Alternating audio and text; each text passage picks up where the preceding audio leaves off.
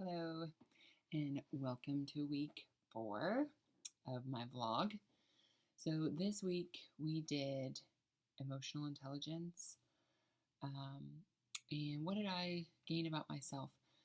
Well, I learned that I lack trust in my colleagues and managers, and that has me operating from a negative place at times. Um, what did I already know about myself? I knew that assuming good intent is best. So I've heard that before, and I am really drawn to it, but it seems like I've maybe forgotten it over the past few months. So it's always nice to remind myself of that phrase. It really does help at like shifting my perspective. Um, in what tangible ways will my leadership be redefined or defined based on my knowledge from this week? I love the braving inventory. So I think I can realistically apply that to my work and actually home life scenarios too.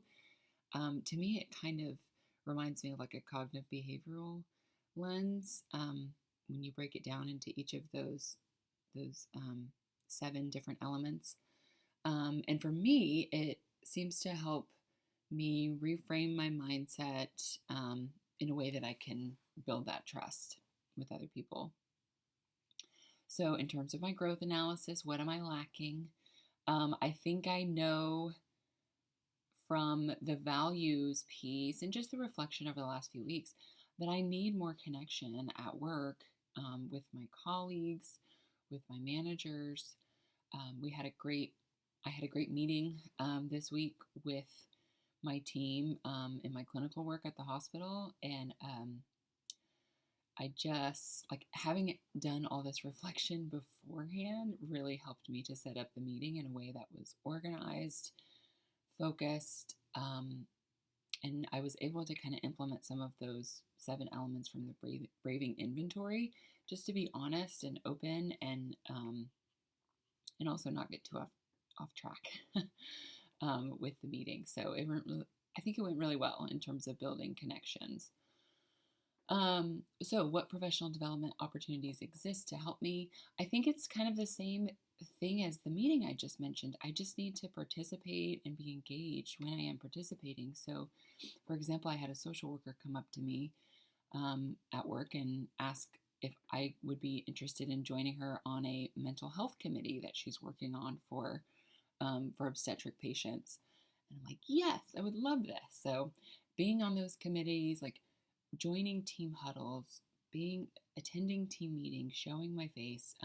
As a PRN employee, I'm not usually required to be at those things, but for me, I think for me to build connection, like I need to be engaged, and I need to be with people face to face to build those relationships. Offering my skills, offering my knowledge, supporting the team's efforts, but then also just getting to know people on that personal level, I think is super important for building connection for me. And then to be successful, who do I need on my journey?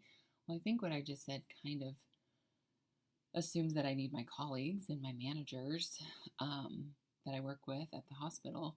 But for me, the thing that I usually lack that I need is time. Because when I have time to chat with people at work, where I'm actually present, then I can actually be engaged and participate. But a lot of the time, I'm rushing. I'm just trying to see patients. I'm just trying to get my documentation done. I'm trying to be productive so I can get out the door and go to the next thing. But if I had the luxury of slowing down and having a little bit more time, that would help. But part of where I'm at in my life is hustling, right? I feel like I'm hustling to make money where I can make it, and in order to do that, I've got to be going, and being productive. So I'm trying to learn how to balance that, or actually, I think in doing this program helps me to think about how I can get more of a full-time position and stop hustling so much. So that's where I'm at this week. Thanks for listening. See you next time.